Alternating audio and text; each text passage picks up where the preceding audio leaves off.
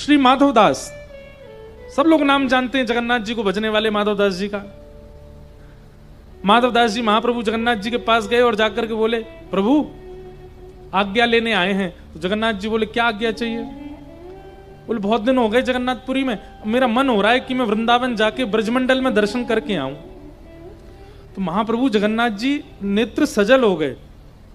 माधवदास बोले, क्या हो गया जय जय, आप ऐसे परेशान क्यों हो गए? तो जगन्नाथ जी बोले, तू चलो जाएगो ब्रज, मेरा मन कैसे लगेगा जगन्नाथपुरी में? ये रास है। ठाकुर जी कह रहे, मेरा मन तेरे बगैर कैसे लगेगा, तू चला जाएगा तो। हमसे कभी कहते हैं? हमसे नहीं कहते। हम जगन्नाथपुरी गए और कब कब में बाहर आ गए, ठाकुर जी को कोई कुछ नहीं हुआ। क्यों? अभी रास की अवस्था आई नहीं। रास की अवस्था आ जाएगी तो ठाकुर जी सामने से जाने नहीं देंगे, बैठा लेंगे।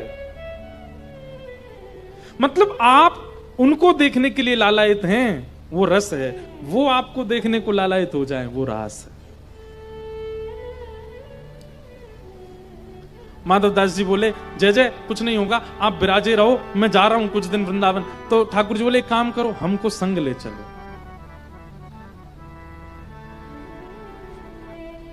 माधवदास जी बोले, श्री मंदिर से गुंडीचा जाने के लिए 6 महीना से रथ बनाना पड़ता है।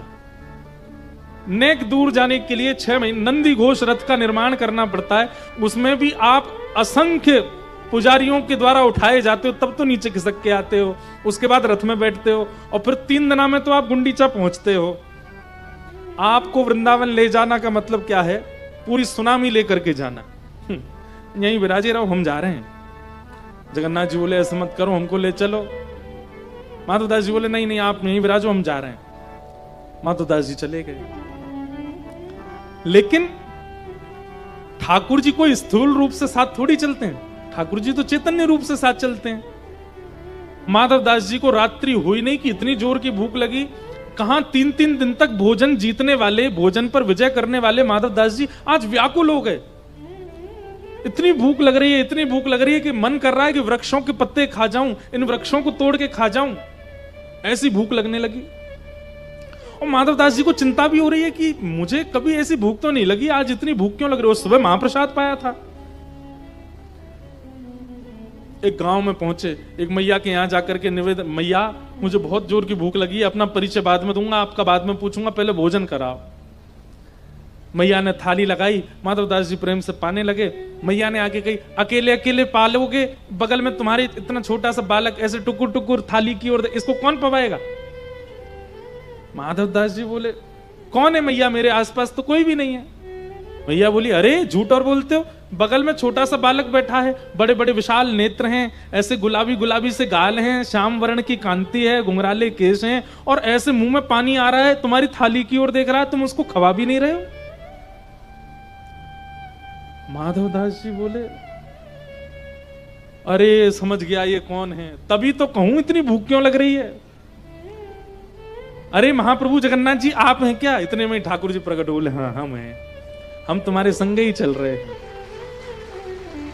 तुम हमको छोड़ आए, स्थूल रूप से हम जगन्नाथ जी में, चैतन्य रूप से तुम्हारे संग ही चल रहे हैं। इसे कहते हैं रास। ठाकुर जी छोड़ नहीं रहे एक पल के लिए भी। महाराज, जिन माधवदास जी को महीना भर में वृंदावन पहुंच जाना था, 6 महीना लगे पहुंचने में। क्यों? 5 कदम चले भूख लगी आवे। कभी कभी, हे जगन्नाथ जी, नेक डट जाओ, नेक तो चलन दो मोह, तो नेक में ही भूख लग जाती है आपको। महाप्रभु जी बोले, 8 बार भोग तो लगाना ही है दिन भर में। 8 बार भोजन करते। कहां तो व्यक्ति चलता है तो 1-8 किलो वजन कम होता है उसका, लेकिन माधवदास जी जब चले थे जगन्नाथपुरी से तब थे 50 किलो के, वृंदावन पहुंचे 70 किलो के, मोटे हो गए। इतना प्रसाद पाया। ये है रास। हमें कहां अनुभव होता है ऐसे भावों का? रास का मतलब नाचना नहीं होता है। गोपियों के साथ ये लीला की है ठाकुर जी ने, इसको रास कहते हैं। अब आप कहेंगे तो फिर नृत्य क्यों, महाराज के नाम पर नृत्य क्यों होता है? अरे भाई, जब आपको पता चल जाए कि ठाकुर जी आपके हो गए, आपके पास आ गए, तो आप नृत्य ही तो करोगे। व्यक्ति जब अति प्रसन्न होता है तो ना नाचना जानने वाला व्यक्ति भी नृत्य करता है। गोपियों ने इसलिए नृत्य किया। बाकी नृत्य जो किया है वो रास नहीं है, उससे पहले जो जो हुआ है वो रास है। आज शरद पूर्णिमा के चंद्रमा उदित हुए आकाश में।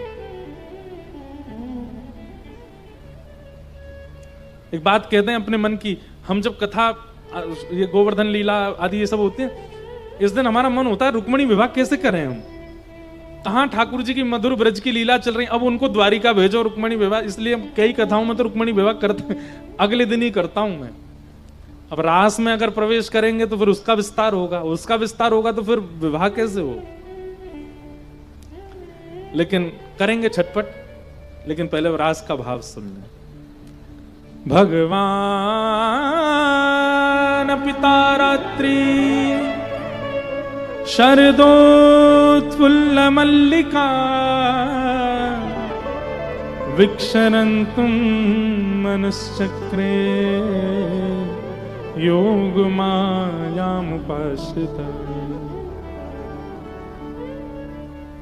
भगवान, रास के प्रारंभ में ही जो शब्द प्रयोग किया गया भगवान, बोले भैया सावधानी से सुनना। इस लीला को सुनने के बाद कईयों के चित्त में प्रश्न प्रकट हो सकता है, परंतु ये बात याद रखना, ये लीला कोई बालक नहीं कर रहा है, साक्षात भगवान कर रहे हैं। भगवान ने पहले ही गोपियों को निवेदन कर दिया था कि शरद पूर्णिमा की रात्रि पर हम आपके साथ रास विहार करेंगे। बंधुओं, ब्रज में लाखों गोपियां हैं, और ये सब गोपियां कौन हैं? ये सब दंडकारन वन के संत हैं, जो युगों से प्रतीक्षा कर रहे हैं परमात्मा की प्राप्ति के लिए। जब भगवान राम रूप में आए तब भी ठाकुर जी इनसे मिल नहीं पाए, तो ठाकुर जी ने इनको संदेश भिजवाया कि आप सब लोग तप कीजिए और द्वापर में आप सब ब्रज की गोपी बन के आना, मैं राम ही द्वापर में कृष्ण बन करके आऊंगा, और तब आप सब ब्रज गोपियों के साथ में प्रियतम भाव से रास विहार करूंगा। इन लोगों ने प्रश्न किया, हमें कैसे पता चलेगा कि आप कौन हो, आप कहां प्रगटे हो? तो ठाकुर जी बोले, मेरा दर्शन करते ही आपके चित्त में अपने आप स्फूर्ति प्रेम की होने लगेगी, और केवल उन गोपियों के चित्त में स्फूर्ति होगी जो युगों से मेरी प्रतीक्षा कर रही हैं। तो जब से श्री कृष्ण वृंदावन में जन्मे हैं, कुछ कुछ गोपियां ऐसी हैं जो यशोदा जी की उम्र की हैं, लेकिन नेक्स्ट से लाला को देख करके उनके चित्त में ऐसा भाव आता है कि ये तो हमारे प्रियतम है, ये तो हमारे प्राणनाथ है। भैया, आपको किसी के प्रति प्रेम भाव प्रकट तब हो सकता है जब वो आपकी सम उम्र का हो, या आपके साथ कुछ उम्र का हो, या सुंदर हो, या आपके परिवार वालों को प्रिय हो, आदि आदि। 5 दिन 5 महीने के बालक से प्रेम हो रहा है, और वैसा प्रेम कि एक जैसे प्रियतमा प्रियतम के प्रति करती है। अरे कहां तक कहें, जब 3 वर्ष के ठाकुर जी नंद भवन से निकलते हैं ना, 3 वर्ष के, कई गोपियां घूंघट कर लेती हैं और ऐसे ऐसे भाव रखती हैं जैसे उनके प्रियतम जा रहे हों। ये भाव कैसे हो सकता है?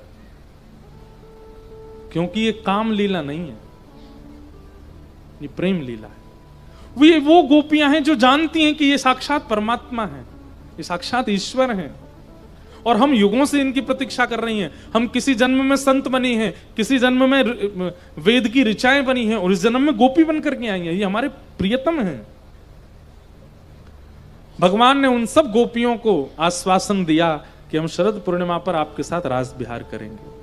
आज जैसे ही शरद की ऋतु आई, शरद पूर्णिमा प्रकट हुए, कोई गोपी दूध काट रही है, कोई गोपी अपने घर में भोजन बना रही है, अनेक अनेक कार्यों में सब व्यस्त थी।